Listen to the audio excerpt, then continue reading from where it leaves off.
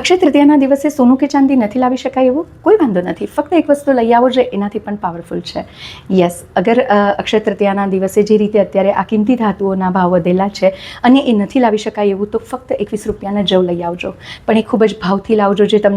જે વ્યક્તિ તમને એ જવ આપે છે એમને કહેજો કે ખૂબ પ્રેમથી અને ખૂબ આશીર્વાદ સાથે તમને આપે, અને એ તમે અક્ષય તૃતીયાના દિવસે સાંજે વિષ્ણુ લક્ષ્મીની જે પૂજા કરો, કુબેરજીને અને ગણપતિજીને સાથે રાખીને જ્યારે પૂજા કરો છો ત્યારે ખૂબ જ પ્રેમથી એ જવને તમે ધરજો.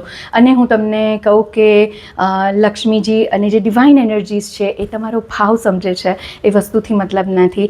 અને કહેવાય છે કે જ્યારે બ્રહ્માજીએ પૃથ્વીની રચના કરી, બ્રહ્માંડની રચના કરી, ત્યારે સૌથી પહેલો જન્મ જવનો થયેલો હતો, એટલે જવને ધરતીનું સોનું કહેવાય છે. તમે પૂજામાં મૂકીને લક્ષ્મીજીને કહેજો કે હું ધરતીનું સોનું લઈ આવ્યો છું, આ વર્ષે મારા જીવનમાં અસલી સોનું પ્રાપ્ત થાય. અને આવી રીતે જ્યારે તમે એ કરો છો, હું ગેરંટી સાથે કહું છું કે આ વર્ષમાં તમારા ઘરમાં સોનું ખૂબ સારા ભાવથી, ખૂબ સારી રીતે પ્રવેશ કરશે.